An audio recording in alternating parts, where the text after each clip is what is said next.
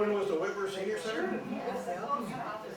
Yeah, so this Can I have some of those cards? oh yes, oh, that's great. And if you guys recognize yourself in the picture, will you let me know? Right here. But I thought it'd be best to show you a building that you recognize, because this is the corner where the first permanent, First Presbyterian Church structure stood. And the beginnings of this church are just steeped in stories that have never been forgotten. Because, first of all, at least two of the names I can quickly mention that were involved in the beginnings of this church was a gentleman named John Barty, who built the first house in Cedar Rapids that was not a log cabin in 1842. He was one of the original founding members. And Alexander Ely, you know, you've all heard of the town of Ely, that was named after the family. And of course, later generations of the Ely family, including John and Polly, were involved in First Presbyterian Church. But Alexander Ely was the brother of Civil War surgeon Dr. John F. Ely. And they were both very involved in establishing this church.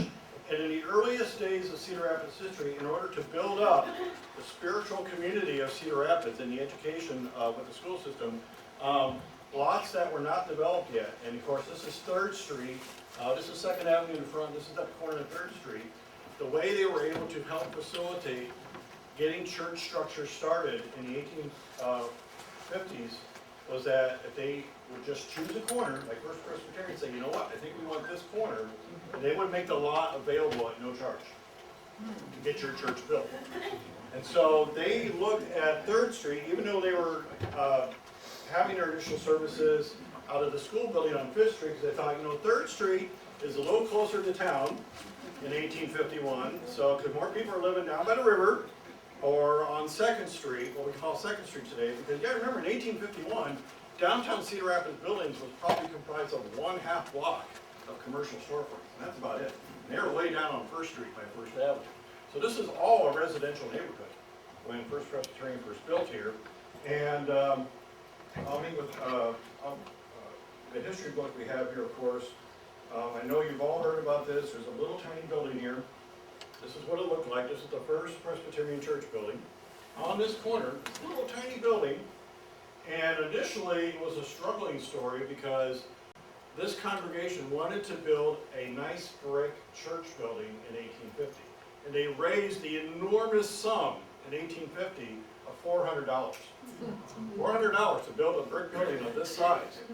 And they found a contractor in Dubuque that said that he would do this for First Presbyterian. And so they gave the contractor the $400. And the next chapter in First Presbyterian's history, there's a heading that says, "Gone with the Wind, $400 to California." And they never saw that, this church never saw that $400 again. And they used that title, "Gone with the Wind," in the Centennial book on the church in 1947 because the movie was pretty recent at the time. So you think that would have stopped everybody in their tracks, right? Nope, they said, you know what we're going to do instead? We're going to put up the same size building, and we're just going to find whatever building materials we can find that are sitting around Cedar Rapids, you know. And so they got all kinds of rough stone and made weird kind of mixtures of grout and whatever they can do to connect pieces of wood and stone together. And a lot of it was almost earth too. And because of that, they built it on a much more affordable, it looked like this, it doesn't show a brick building. The materials were so loose and gravelly that every time it rained while they were building the church, the outside walls of the church would just melt. You know, there'd be like melting mud coming out the side. So almost even before First Presbyterian opened their first building on this corner, everyone gave it the nickname Little Muddy. And it's just near and dear to the heart of First Presbyterian Church history. That Little Muddy was probably used more as a title of their church than First Presbyterian Church. We're going to go to Little Muddy. We're going to go to Little Muddy here. But it was an enormous symbol for Cedar Rapids because it was the first church building completed and occupied. And 5 years before St. Paul's Methodist got their building done. And 5 years before Grace Episcopal got their first building done up on the hill there on 8th Avenue. So it was a symbol of positive energy, so we can keep moving forward, Cedar Rapids. Because when they opened up the first church here, Cedar Rapids wasn't even legally incorporated yet as a town. We weren't even legally a town yet. And we still weren't sure if the railroad was going to come. And people thought Marion was going to be a bigger success story than Cedar Rapids at the time because they had the county seat. So having a visible, completed church structure really helped the mission of First Presbyterian Church to not only be initially downtown for good, but to really do a lot of good with that headquarters for all of Cedar Rapids and the spiritual needs and spiritual growth of Cedar Rapids. And it's important to note that the other institution in Cedar Rapids related to the Presbyterian Church at that time was also getting started at the year that this first building was opened on this corner, and that was a college. We had a college here before we had a high school. And the Presbyterian was getting, there was a young gentleman named Daniel Coe who really wanted to get a college. Ooh,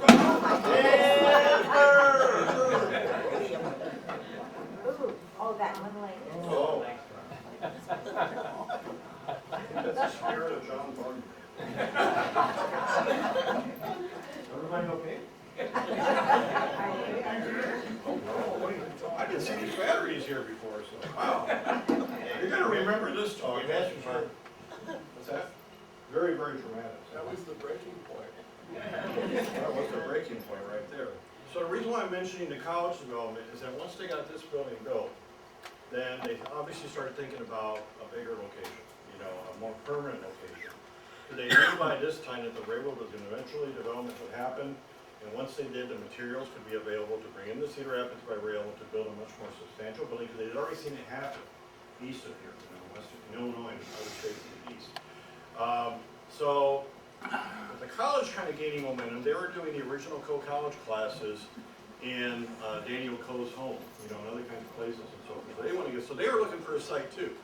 So two pieces of property were under consideration for a more permanent home for this church and for this permanent college that they really wanted to start. And in these early years, the college kind of went from being, the Coe name was kind of there in the early days, but then they, because of the Presbyterian connection, they most of its early history before the 1880s, Coe was actually known as Parsons Presbyterian Seminary here in Cedar Rapids. And they kind of went under that name for a long time.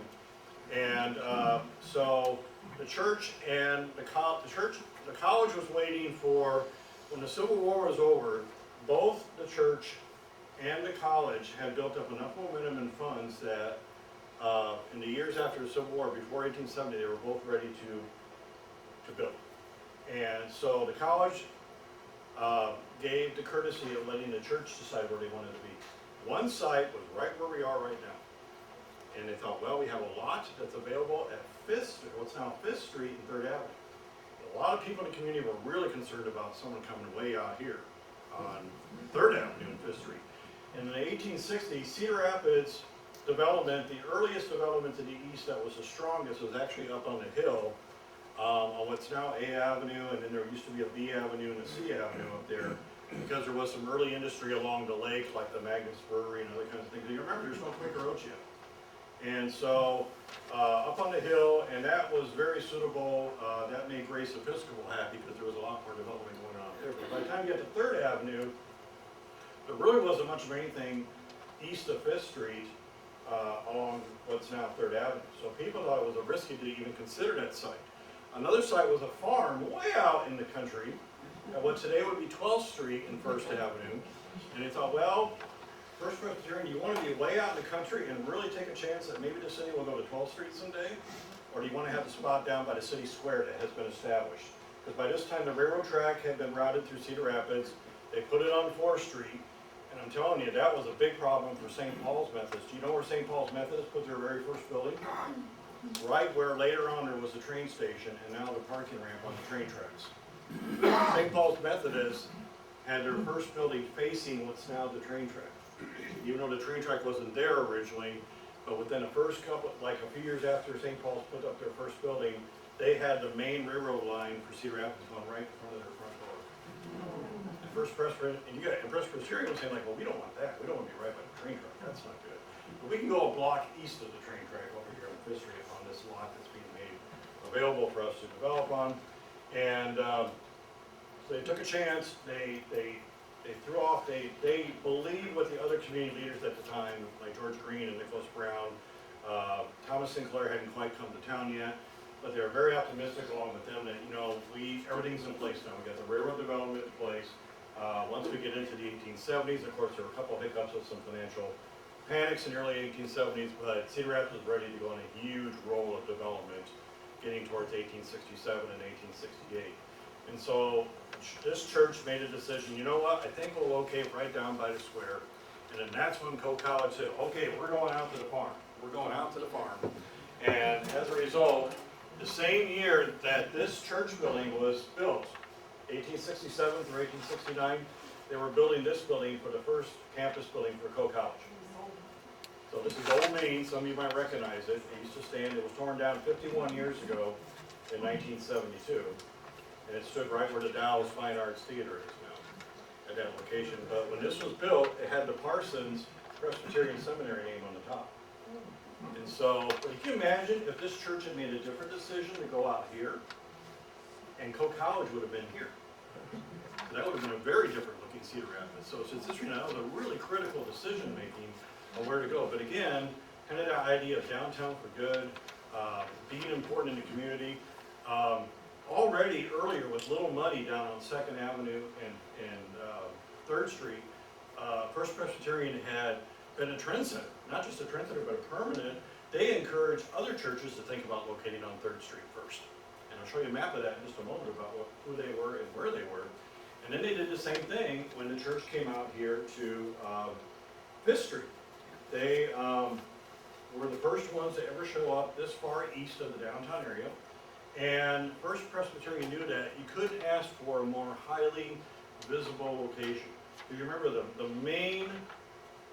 high numbers of population in Cedar Rapids when this stone church was completed in 1869 were new people coming into town because the new industries were getting ready to get started. Quaker Oats is 150 years old this year. It started in 1873. Thomas Sinclair was very instrumental in the development of this church and Presbyterian churches in Cedar Rapids. And he came to Cedar Rapids just within 2 years after the stone church was completed.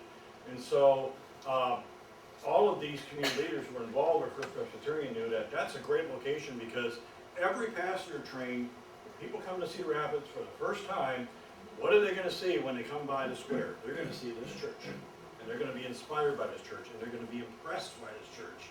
And they're just like, wow, they're going to feel really good. Like, oh, looks like we have some good moral structure here in Cedar Rapids. This is good. There's First Presbyterian Church.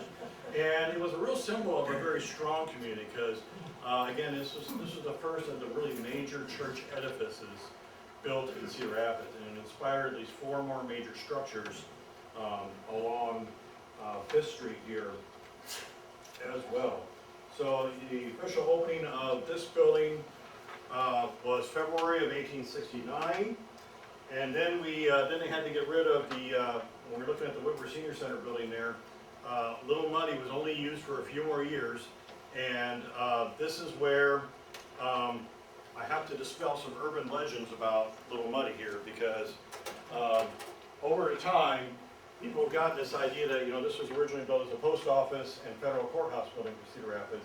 And it was the second version. There was an older version of this building built on the same corner in 1895. And over the years, the history got kind of turned into like, ooh, I think Little Muddy's building is still hiding inside that federal courthouse. Somehow, and of course, I people tell me that over the years. I'm thinking like, remembering how they put this thing together, I don't think you could build anything onto that Little Muddy. I mean, it was really, this congregation could not get ready to get rid of it, they really needed to. So the Civil War kind of slowed things down for a little bit, but they were happy to let this go, although they did let it stand here on this corner for a few years after the new building opened in 1869 in a way to help out other denominations that were starting up in Cedar Rapids. They said, if you need a church space to get started, you can use Little Muddy in the 1870s and other congregations, even if they weren't Protestant. They said, you can go ahead and use that as a way to help that collaborative and diversification of the Cedar Rapids community. It's always kind of something in mind of what's happening here. And so to kind of make sure that the rumors were eliminated, when this church had its centennial in 1947, this church had a major historical plaque put on the side of this building. At about right before this picture was taken, by this time the building had been converted into a downtown supermarket, a Weber. And they had the Me Too store, also known as the Weber Farm Market, like it says right here. And so on that plaque, it says, Little Money was built here and opened in 1851. It closed in 1869, and it was destroyed and removed in 1876. So don't get any ideas that it's still here, that the mysterious Little Money is still here after all these years. Because I think it probably only took a couple pushes to knock it over. That's probably all that there was to that. So, but again, the second of three corners that are so important to this church, 2nd Avenue and 5th Street, 2nd Avenue and 3rd Street, and now 3rd Avenue and 5th Street. Downtown, forget it, downtown. Really within just a few blocks of each other right here. So, we got, oh yeah, this is one of my favorite old pictures of the church. And then over the years, a consistent strengthening of leadership of First Presbyterian in the Cedar Rapids community. Here's the building before the turn of the 20th century. And this is a chapel that was built next door, where the education building is now, the office building now. That was put up on a lot that, from what I recollect, was kind of like a parsonage was there before that. And so they put up this chapel, and at the same time they added on to the church. They actually extended the main church building to the east. And, or further commit, so that's when they kind of got this entire corner right here. And then look at the inspiration they're doing. St. Paul's Methodists realized, well, we better get away from the train tracks. And so that's when they became the neighbor next door. For Waypoint Services is now, that was all the location of the St. Paul's Methodist Church, their second building, starting in about 1870. And they put up this large building at that time, and were there until they moved farther out on 3rd Avenue. And then beyond that, there was another church down here on the corner where they're putting up the new building right now. That was First Christian. And then if you went farther this way, where KCRG TV is over there, was the longtime home of the Congregational Church. And this is known as Cedar Rapids' famous Church Road. You know, and First Presbyterian was the first one, and it's the only one that's still there. Still out 3rd Avenue. Yes, that was the second church row. And if you think about it, even earlier than this, you had this kind of earlier church row on 3rd Street, which I'll show you in the map here in just a moment. But First Presbyterian, by being on 3rd Avenue and 5th Street, they were not only instigating a row of churches on 5th Street, they were instigating a row of churches to start on 3rd Avenue. Because shortly after First Presbyterian went up here, one of its longest neighbors on 3rd Avenue, People's Unitarian Church, went up in 1875, one block away on 6th Street. At one time, there was an old Baptist church where Phelan's store had been for a long time, on 8th Street and 3rd Avenue. And then, of course, you have the next generation of church buildings beyond that, what I still call the new Immaculate Conception Church, the new First Lutheran Church, Westminster, which was originally Second Presbyterian Church, but it was a different school of Presbytery, and then St. Paul's Methodist beyond that. Those were kind of the new churches that went on along there at that time. But it's important to kind of point these out, the stability that First Presbyterian represents for Cedar Rapids, you know. What other place can you say in Cedar Rapids that has had the same looking structure on the same corner for 154 years now? I mean, that is real stability, that is real peace of mind and strength and stability for Cedar Rapids. Talk about downtown for good, absolutely, is really important. So let me show you the map here of how this kind of all worked out and how First Presbyterian was really important. This church is the biggest building in town. Look at that. There it is. So kind of see everybody there. There it is. And look, it's at the end of town, folks. This is green. This is what we now call Green Square. Here's the train track coming through town. This is 1868. So they drew this map, this bird's eye view. So an artist came in and said, I'm a bird flying over Cedar Rapids. So I'm going to draw the city. And even though it's not to scale, it's actually very accurate. So where you see something on a map, there actually was that structure there. And so it really gives you an idea of how big Cedar Rapids was. You can see where I said earlier, a lot of development up here on the hill in the early years, but not quite so much down here. And nobody's really living down here in the southeast side yet because Mr. Thomas Sinclair's slaughterhouse has not shown up yet in town. And once the packing house opened up in what we now call New Bohemia in 1872 down in that neighborhood, that's when all the Bohemian Czech immigrants came to town and changed the face of Cedar Rapids ethnic diversity. Where all of a sudden then we had Bohemian immigrants in large numbers, and then the Italians came, and the Greeks came, and the Russians came, and the earliest Muslim population started there in the 1890s down in what's now known as the New Bohemia area. And we had this incredible religious diversity, especially with the early Russian families. They got the synagogue started, you know, in the late 19th century, people like the Smulikovs and so forth. And, you know, First Presbyterian was likely certainly one of the first things they saw. You know, they knew there was a religious faith-based community here. And even more so when a larger train station was actually built across from the square down here. That was a neighbor across Green Square here for almost 65 years, was a large train station. So normally people would come in from down here in the south, if you're coming in from Chicago, the early immigration days in Cedar Rapids, the late 19th century, and you would pass through here. You wouldn't stop at what's now Green Square. That was all residential neighborhood there. And then you would actually get off at the earlier train stations that were up around where Quaker Oats is right now. So when they built this large Union Station in 1897, they were trying to make it more central to the city center, and they wanted to put it right across from the park here, in part because so many churches that built here. You can see here, First Presbyterian is here all by itself. They've already started some of the Third Avenue churches. This is the early Catholic church that used to be where the old Immaculate Conception was. It used to be where they there's a little brick strip mall there across next to the old Salvation Army building. They were located there. But really, First Presbyterian is next to an open, and in fact, we heard that the first neighbors of this church building were farm animals. They had the sheep and the cattle grazing right outside, probably right just out past this wall here. You know, that's all you saw. So it's probably what you heard when you were going to services here back in 1869 and 70. Oh, I hear the sheep, I hear the cows, you know, they're kind of hanging out over there. But then when we look at the even later picture, about 21 years later, this is one of the, look how much Cedar Rapids grew in just 21 years. It's 21 years of growth right there. And First Presbyterian really led the way. Remember how it was at the end of town when I showed you that picture? Now, it's right here, and it's surrounded by a huge developed city. And by this time, all these churches have kind of located along 5th Street here. They're starting to go up 3rd Street. There's an amusement park up here with the legal horse racing and betting track up here, where St. Paul's Methodist is now. That's what that big circle is up here on the top. Mays Island down here. This is no longer the town of Kingston. It's West Cedar Rapids. And every church in Cedar Rapids on the east side is trying real hard to get religion to the west side, because the west siders didn't have a lot of religion. And that was a big concern when Kingston became West Cedar Rapids, because at that time in 1871, the only organized church on the west side was a United Presbyterian Church. And it used to be on 3rd Avenue West. And so most churches on the east side started missions on the west side. First Presbyterian was involved in many missions and chapels and Sunday schools, especially here on the east side. So this church had a hand in developing there was old and new schools of Presbyterian churches in those days.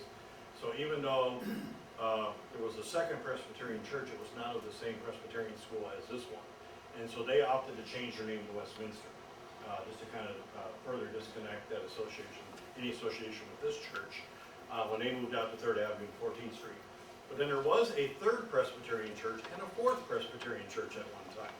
And the 3rd Presbyterian church was originally known as the Hope Mission, and was really kind of an effort of one of the greatest, oh my gosh, I mean, I talk a lot about people and their families like George Green and Nicholas Brown, but Thomas Sinclair, who started that meatpacking at the Irishman, he was very devout in his Presbyterian faith, and he literally paid all the past due bills for Coe College. Coe College, did you know it failed in the 1870s, and they couldn't be open for about 2 years in the 1870s? And so when they changed the name back to Coe College, it was because Thomas Sinclair made sure that all their debts were paid off, and they could get Coe going again. And that's why there's a Sinclair Chapel right there. But Sinclair wanted to have Presbyterian Church in the Packing House District in the South End, in what's now the Oak Hill neighborhood. And so he established a Hope Presbyterian mission right behind where St. Wenceslas Catholic Church is now. In fact, there's a little city park there called Sinclair Park. And he built that there, and then it was so successful that he built up a large brick 3rd Presbyterian Church building at 12th Avenue and 10th Street, and it was later renamed Sinclair Presbyterian Church. And talk about diversification, they were built right across the street from the St. George Orthodox Church that was down there. So there's a lot of diversification. Oak Hill had the history of being the most diverse neighborhood in Cedar Rapids history down there. And so ultimately Sinclair was merged in with newer members and congregation, and they evolved into the Calvin Sinclair off Mount Vernon Road out there. And then they got involved because they thought Sinclair was a better name, because no one wants to be third, right? Third Presbyterian. First sounds cool for this thing, but no one wants to be the third, let alone the fourth Presbyterian church. And that was even more Bohemian immigrant connected. That was involved, sometimes they refer to it as the Bohemian Presbyterian Church. And they located, they chose a spot in the Oak Hill neighborhood at 9th Avenue and 7th Street. And they were very frugal with their money. They said, you know what, we don't need to build our first building. Can we just borrow somebody's building that they're not using anymore? So the Congregational Church, they put up an old wooden church building on the KCRG corner in the late 1800s. And when they were ready to put up a big stone building over there, this is long before they moved to the Johnson School area, they said, oh, you can have you Bohemian Presbyterians can have our wooden church building. And they picked it up and they moved it to 9th Avenue and 7th Street. And then they used it until 1915, and then they put up a brick building, and they renamed the church after an important person in Czech history, Jan Hus. So it became the Hus Presbyterian Church. And then that little wooden building that they borrowed and used for a while, they let someone else have it. They let an African American congregation, the Mount Zion Baptist Church. They said, you can have it now. And they moved it down to 824 8th Street, Southeast. And then that building was replaced by a newer building that was ultimately damaged by the flood down there by Mercy Medical. So there's kind of this really interesting church moving kind of things going on around here. And then of course, First Presbyterian was involved in helping establish a Sunday school in the Northeast Quadrant. And that was really the work of a really important developer in Cedar Rapids named William Waterhouse, who was with the church, and he built up all these big blocks of downtown Cedar Rapids. And he wanted to start something on B Avenue Northeast, and that evolved into the Central Park, because that neighborhood used to be called Central Park, not because there used to be a large amusement park, carnival grounds up there at one time. So that evolved into the Central Park Presbyterian Church. So this is the kind of work that First Presbyterian was involved with, was building enough church space. And doesn't it give you an idea of how fast the population was growing? But this church was not enough to handle all the needs of Presbyterian members in Cedar Rapids. They needed to have at least 4 other sites located just on the east side. And that all happened within just 25 years. That was a lot of major changes to the area there.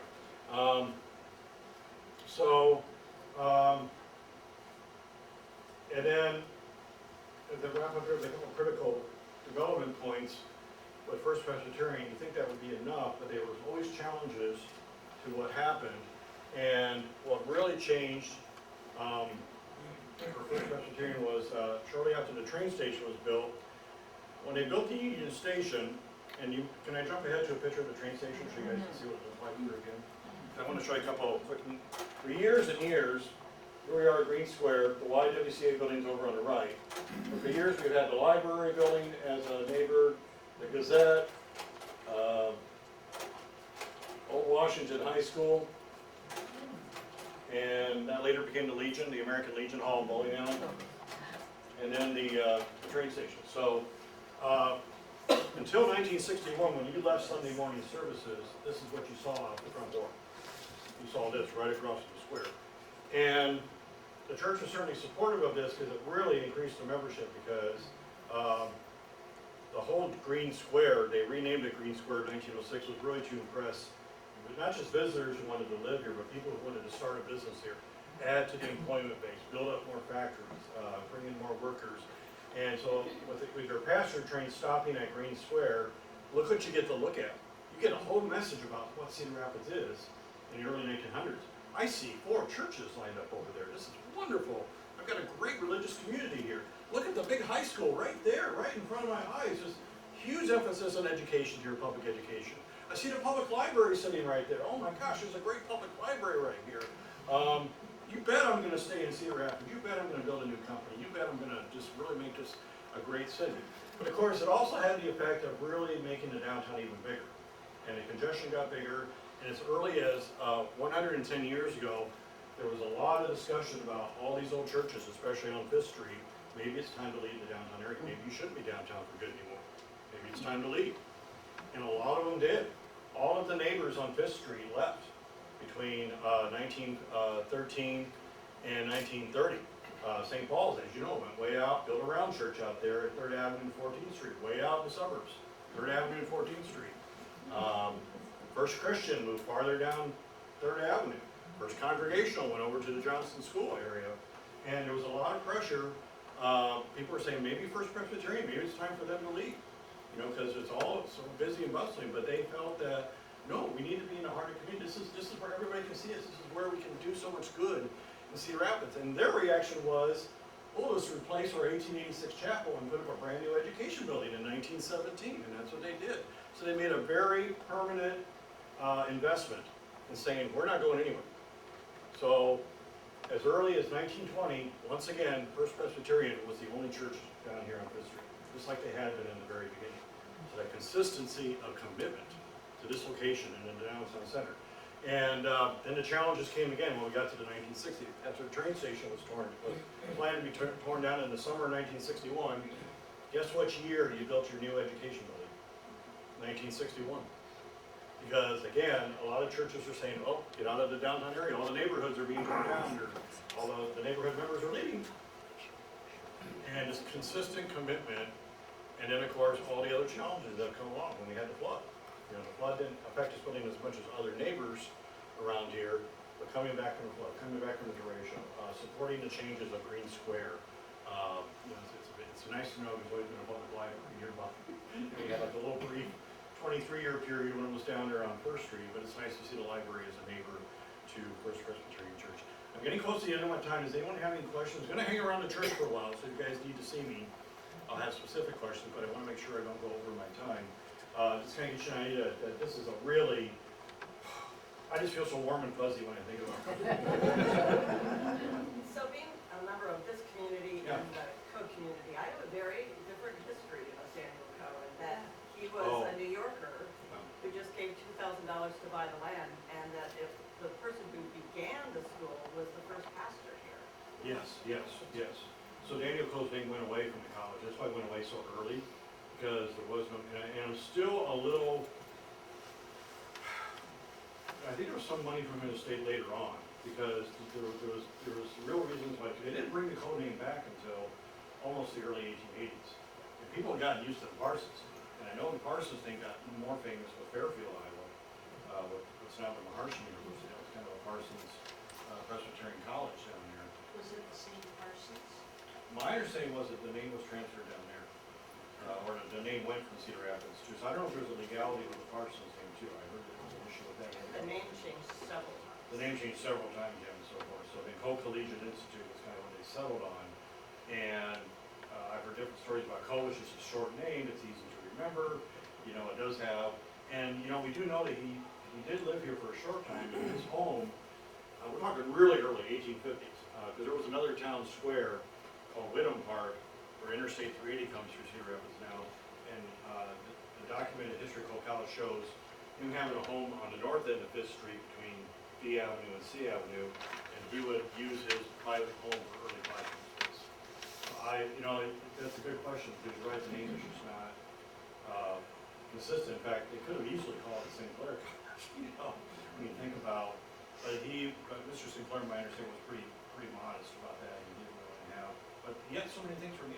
In the archives of the church here, Yeah. the record is that Coe was, the roots of it was started by the first pastor, Williston Jones. Yes, Williston in Jones. his living room to prepare young men for the ministry. Right. Williston Jones also used, even more so, used his private home for the early classes at Coe College. I think he's the one that was actually on North Fifth Street, but yeah. And then someone knew the Coes in the east. Right. Yeah, because sometimes every time I go by Coe College, why does Coe get his name on there? You know, just like, I know we're just kind of used to it now. It's really hard to change a name after 140 years. But you know, because you need to get kind of a branding name and so forth. If you change the name, you're going to kind of. I'm glad you brought that up, and thanks for helping me clarify. And yeah, I don't want to say anything that's incorrect, of course. But Williston Jones, and it does. But now there was a Williston Hall at Coe College. After Old Main was built, there was Williston Hall and Marshall Hall. And it kind of bothers me that we don't have Williston Jones' name somewhere on the Coe College campus. You guys help with me, help me do it. Any other quick questions? I know everyone wants to get upstairs pretty soon, but I'm gonna hang around here if you guys have any more personal questions. I just wanna say something, to end here on the end of the book. This 1947 church history book that many of you looked at, I am gearing up for the year 2047, because they say here at the end of the 1947 book, they say, the prospect for development depends on each of us. God make us diligent in the joy of serving in 2047 as men and women join in celebrating the 200th anniversary of Women First. May they say of us today that we're loyal to Christ as were the founders. So we are on our way to 200 years. All of you are a part of that. We're all going to be here in 2047.